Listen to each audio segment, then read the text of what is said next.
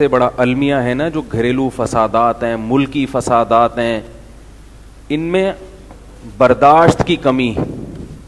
میرا جو ذاتی تجزیہ ہے، ہر آدمی چاہتا ہے ہر چیز بالکل سیٹنگ پہ چلتی رہے. ہر آدمی کیا چاہتا ہے؟ ہر چیز، ملک بھی پورا ٹھیک چلے. عمران خان نے عاطف میاں کو لایا کیوں؟ یہ تو غلط ہوا، تو اب اس نے ہٹا دیا تو ہٹانے پہ خوش نہیں ہو رہے، لایا کیوں؟ ابے چلو غلطی کر لی تو پورا کر لیا نا، تلافی کر لی، اب خوش ہو جاؤ بھائی، چلو لانا غلط تھا تو اب کیا کر دیا، ہٹا دیا، جو مٹھائی کھلاؤ. نہیں، لایا کیوں تھا؟ بھائی ایسے ہی خلفائے راشدین کے طرز پہ اگر آپ چاہو گے کہ حکومت قائم ہو تو ایسا نہیں ہو سکتا. وہ خلفائے راشدین ہی کا کام تھا. لوگ یہ بھی کہتے ہیں پھر یہ کیوں کہہ رہے ہیں کہ مدینہ جیسی ریاست، تو بات تو اچھی کرنے دو نا بھائی. مدینہ جیسی کی کوشش ہوگی تو تھوڑا بہت سیٹنگ پہ آ جائے گا. تو اگر وزیر اعظم نے یہ کہا کہ مدینہ جیسی ریاست قائم کرنا چاہتا ہوں، تو اس کا اگر کوئی مطلب یہ سمجھتا ہے کہ حضرت عمر کا دور حکومت آ جائے گا تو وہ خود بہت بڑا بیوقوف ہے. بھائی نہیں آ سکتا وہ. بس اچھی بات ہے کہ مدینہ جیسی کا مطلب تھوڑا تھوڑا کچھ مدینہ سے میچنگ ہو جائے گی، کچھ کرپشن کی کمی آ جائے گی، خاتمہ نہ بھی ہوا، کچھ تھوڑا سا انصاف آ جائے گا. وہ یہ نہیں ہوگا کہ ایک ہی گھاٹ پہ کتے اور وہ بھیڑیا اور جو ہے نا بکری ایک ہی گھاٹ پہ پانی پئیں گے. تو پازیٹیو سوچ بھی رکھنی چاہیے. اور دوسری بات یہ کہ ہمارا جو بہت بڑا مسئلہ اس وقت چل رہا ہے، جو میرا تجزیہ ہے ملکی حالات پہ بھی اور گھریلو حالات پہ، دو ہی چیزیں ہیں نا، یا تو ملک یا گھر. تو دونوں میں جو بڑا مسئلہ چل رہا ہے وہ کیا ہے؟ عدم برداشت. اس سے سکون بھی خراب ہوتا ہے. برداشت کرنا سیکھو. کچھ چیزیں تو ایسی ہیں جو غلط ہوتی نہیں ہیں، وہ صحیح ہو رہی ہوتی ہیں، اس پہ بھی لوگوں کو غصہ آ رہا ہوتا ہے، حالانکہ وہ غلط سرے سے ہے ہی نہیں. مثلاً بچہ رات کو 2 بجے رو رہا ہے، کوئی پیٹ میں درد ہے یا نیند نہیں ہوئی، تو یہ غلط رو رہا ہے کیا؟ اس پہ بھی ماں کو غصہ آ رہا ہے، باپ کو غصہ آ رہا ہے، رو کیوں رہا ہے؟ او بھائی یہ تو غلط ہی نہیں ہو رہا، تو غلط چیز تو ہو جس پہ غصہ آئے. کیسے سمجھائیں یار؟ دیکھو غلط بات پہ غصہ آنا چاہیے نا، لیکن بہت سی چیزیں ایسی ہوتی ہیں تو غلط ہوتی نہیں ہیں، اس پہ بھی غصہ آ رہا ہے. اور بعض چیزیں غلط ہوتی ہیں مگر اتنی غلط نہیں ہوتی جتنا آپ کو غصہ آ رہا ہوتا ہے. ابھی ایک میاں بیوی کا جوڑا آیا عصر کے بعد، انہوں نے ٹائم لیا ہوا تھا، پھڈے بہت ہو رہے تھے ان کے، 50-55 کے لگ بھگ شوہر کی عمر، اسی طرح وائف بھی ان کی اسی ٹائپ کی. تو وہ میرے پاس وہاں بیٹھے تو انہوں نے مجھ سے کہا، ان کی بیگم نے، وہ بیان سنتے ہیں میرا خیال ہے ناراض نہیں ہوں گے کیونکہ ان کا راز کسی کے سامنے فاش نہیں ہو رہا، ان کو آپ کو کیا پتا کون آیا تھا. تو وہ کہنے لگے کہ بھائی جھگڑے بہت ہو رہے ہیں ہمارے، پتہ نہیں کیا بات ہے، وہ بیگم کوئی ایسی بات کر دیتی ہیں شوہر کا میٹر گھوم جاتا ہے، شوہر کوئی ایسی بات کر دیتا ہے بیگم کا میٹر گھوم جاتا ہے، پھڈے ہو رہے ہیں، کیا کریں؟ میں نے پوچھا شوہر سے آپ کی عمر کتنی؟ انہوں نے کہا 50. میں نے کہا 15-20 رہ گئے، زیادہ ٹائم نہیں ہے.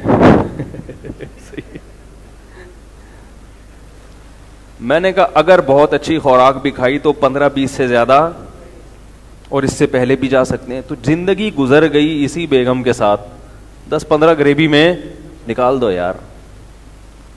اب اس کو ٹھیک کرنے کی کوشش یہ یوں ہو جائے، میں نے کہ نہیں ہوگی یہ. اور اس کی بیوی کو بھی میں نے کہا کہ آپ کی بھی شادی 22-23-40 سال، کتنے سال ہو گئے پتہ نہیں، 35 سال.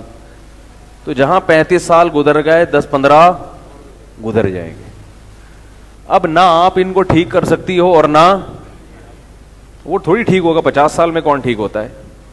اور وہ 50 سال والا اپنی بیگم کو صحیح کرنا ہے. میں نے کہا 2-3 چیزیں ہیں موٹی موٹی، بس وہ نہیں ہونی چاہیے، وہ پھر بہت زیادہ معاملہ. کوئی خدا نخواستہ آپ کی زوجہ کا کردار پہ اللہ نہ کرے کوئی، تو ایسا تو نہیں ہے الحمدللہ، کوئی کردار پہ تو شک نہیں ہے، بس یہی ہے نا، یہ تو زبان چلائے گی. میں نے کہا زبان چلائے گھر سے باہر نکل لو. اور میں نے کہا آپ دونوں زیادہ ایک دوسرے سے فری ہونے کی کوشش مت کریں، بات چیت نہ کریں زیادہ، کیونکہ اب جیسے جیسے بڑھاپا آئے گا برداشت کی قوت کم ہوگی اور ایک دوسرے کی باتوں کو دل پہ زیادہ لے جانا شروع کر دیں گے. تو میں نے کہا بھائی جیسے ہی بیگم الٹی بات کرے آپ پتلی گلی سے نکل لو. بولے جب بیگم سیٹنگ پہ آؤ گی میں آ جاؤں گا گھر. تھوڑا مشکل کام ہے کیونکہ آدمی کہتا ہے جب اس نے الٹی بات کی جب تک میں دو لگاؤں نہیں نا تمیز سے, اور وہ لگا دے گا دو پھر افورڈ نہیں کر پائے گا. تو اس لیے بہتر یہ ہے کہ پتلی گلی سے نکل لو. اب تو پتلی گلیاں ختم ہو گئی ہیں, یہ بڑا مسئلہ ہے. گورنمنٹ چوڑی چوڑی گلیاں بنا رہی ہے, پتلی گلی لازمی ہے, ضروری ہے. یہ پتلی سے اس لیے کہ چوڑی سے نکلو گے نا, باہر کوئی دوست آپ کا منہ دیکھ کے پوچھے گا خیریت, اس پہ اور غصہ آتا ہے آدمی کو. آپ جب چوڑی گلی سے نکلو گے کوئی بندہ باہر کھڑا ہوگا بولے گا خیریت, لوگ تو نہیں چھوڑتے نا کیا ہوا آج موڈ آف ہے, پھر آدمی کا موڈ اور آف ہو جاتا ہے. تو پتلی میں کوئی بھی نہیں ہوتا, وہاں سے نکل کے آدمی چوڑی تک آتے آتے موڈ سیٹ ہو جاتا ہے. تو مسئلہ یہ ہے کہ برداشت نہیں ہے. میں بہت حساس طبیعت کا آدمی ہوں, شور شرابہ برداشت نہیں ہوتا, لیکن اللہ کا بڑا فضل ہے بچے گھر میں رو رہے ہوں میں ٹینشن نہیں لیتا. حالانکہ بعض دفعہ نیند خراب ہو جاتی ہے, رات کو سونے کے لیے لیٹے کسی بچے نے ٹیں ٹیں ٹیں ٹیں شروع کر دی, فل اسپیڈ کے ساتھ بھی چیختا ہے نا, مجھے ٹینشن الحمدللہ نہیں ہوتی. بھائی وہ تو بچے ہیں تو یہ سب چیزیں ہوں گی, مقدر ہے, مقدر سمجھ کے بھائی آج رات اللہ نے سونا قسمت میں لکھا ہے ہی نہیں, بس آج نہیں سو, تھوڑا سا چہل قدمی کرو, بس ٹیں ٹیں ٹیں کرنے دو. تو حالانکہ آدمی کو تو مسئلہ یہ بھی ہوتا ہے کہ نیند خراب ہو گئی تو صبح جہاں کام پہ جانا ہے اس نے وہاں لیٹ ہو جائے گا, سارا دن کا شیڈول متاثر ہوتا ہے, لیکن پھر بھی ٹینشن لینے کا نہیں ہے. بھائی یہ بچوں کے لیے ہمارے ماں باپ نے ہمارے لیے برداشت کیا تو اب ہمیں اپنی اولاد کے لیے برداشت کرنا. اور برداشت بھی نہیں, برداشت کا مطلب تو تکلیف ہو رہی ہے پھر آپ برداشت کرو, نہ نہ تکلیف ہی نہ ہو, اس کو دل پہ لو ہی نہیں. جب رو رہا ہو نا بچہ تو ہم انجوائے کرتے ہیں, بولتے اور سینہ پھاڑ پھاڑ کے رو, کیونکہ تجھے پتا ہے نا تیرے ابا نے صبح 7 بجے جانا ہے, رو. تو وہ اور اسپیڈ سے, بچے غیر مقلد ہوتے ہیں, معذرت کے ساتھ کوئی اہل حدیث بھائی بیٹھے ہوئے ہیں تو معذرت, ہمارے حضرت فرمایا کرتے تھے بچے کسی کی تقلید نہیں کرتے. ان کو آپ سمجھاؤ گے, ایک دلیل دو گے تو پھر دلیل میں بول دیں گے یہ حدیث کیا ہے, ضعیف ہے, ٹھیک ہے نا, اس کا فلاں راوی مجہول ہے. ان پہ نہیں اثر ہوتا. تو وہ اپنی سمجھ میں جب آئے گا تو سیٹنگ پہ آئے گا وہ, ورنہ آپ کے مشورے سے نہ وہ چپ ہوگا اور نہ آپ کے کہنے سے وہ سوئے گا, نہ وہ آپ کے کہنے سے کھائے گا. تو اپنی مرضی سے اس کو چلنے دیں. ہاں یہ مسئلہ ہوتا ہے کہ پھر سارا دن کھائیں گے ہی نہیں تو پھر بڑے کیسے ہوں گے. بچوں کے لیے بہت بڑا ایک مسئلہ یہ ہے کہ جب دسترخوان پہ کھانے کے لیے بیٹھتے ہیں نا تو ہم لوگ کھانے کھاتے ہیں مرچوں والے, بچے مرچیں نہیں کھاتے. اس کا بڑا نقصان ہوتا ہے کہ بچہ پھر آپ کے کھانے میں شریک نہیں ہوتا, پھر الگ سے اس کو کھلانا پڑتا ہے. تو بچے کے ذہن میں یہ ہوتا ہے مجھے الگ سے پتہ نہیں کیا کھلا رہے ہیں. نیچرل طریقے سے جو ہے نا جب سب کھا رہے ہیں تو وہ بھی کھانا شروع کر دے گا, اور اگر آپ نے الگ سے اس کے لیے وہ کر رہے ہیں تو پھر نہیں کھاتے. وہ یہ ایک نفسیات ہے. تو یہ ہمارے گھروں کا جو کلچر ہے نا مرچیں, اس کی وجہ سے بھی بچوں کے کھانے کے مسائل ہیں. تو مرچیں چھوڑ دیں, بچے دسترخوان میں آپ کے ساتھ بیٹھ جائیں گے, بول لیں گے بیٹا جو کھانا ہے کھاؤ, نہیں کھانا تو پتلی گلی سے نکلو, وہ خود ہی کھائے گا. اکثر میں پٹھانوں کے بچوں کی مثال دیتا ہوں, وہ لوگ اپنے بچوں پہ اتنا نہیں محنت کرتے, کھانا دسترخوان پہ لگا ہوا ہے, خود ہی بیٹھ کے کھاتے ہیں. جو بڑے کھا رہے ہیں وہی چھوٹے بھی کھا رہے ہیں. تو جو برداشت ہے نا, برداشت, اس کی ہمارے معاشرے میں بہت زیادہ کمی ہو گئی ہے. تو ایک دم میٹر ہائی ہوتا ہے, پھڈے بھی اسی پہ ہو رہے ہیں. پیٹرول پمپ پہ لائن میں آپ دیکھو کیا حال ہوتا ہے. بھائی جو ایک آدمی ہے وہ پیٹرول ڈلوا رہا ہے, آپ آرام سے اس کو پیٹرول ڈلوانے دیں, پھر آپ کی باری آئے گی, آپ آرام سے جا کے گھسے ہوئے ہوتے ہیں ایک دوسرے کے اندر.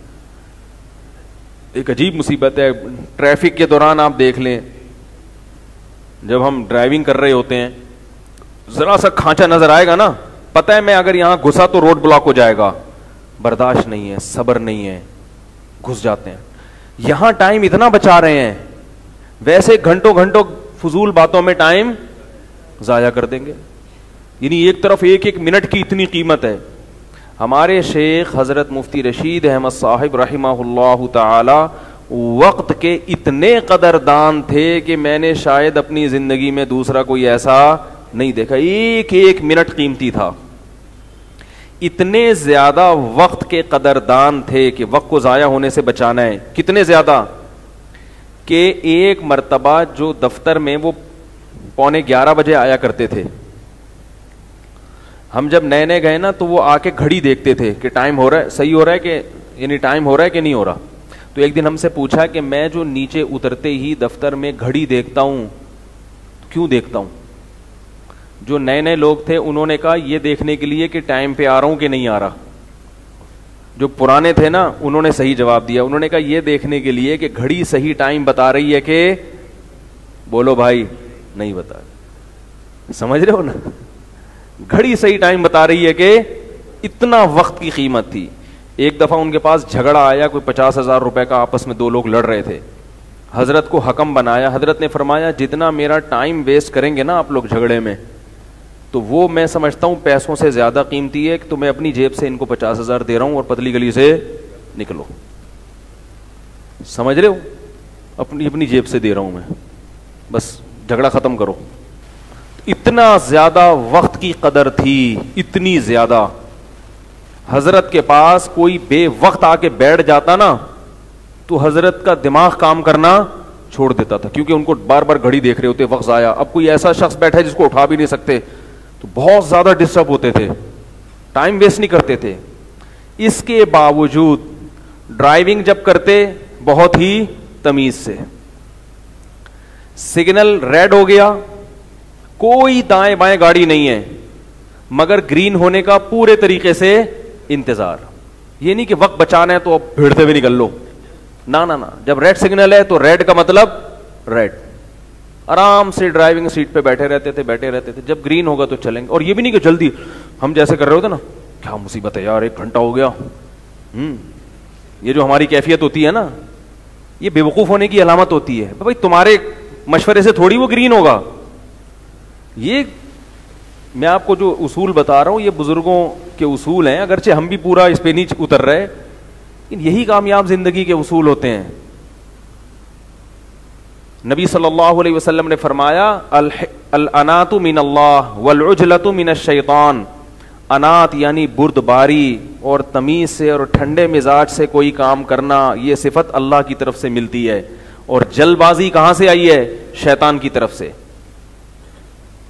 تو اب ریڈ ہے تو آرام سے بھائی بیٹھے ہوئے, کتنی بھی دیر لگ جائے, حالانکہ نہ دائیں طرف گاڑی نہ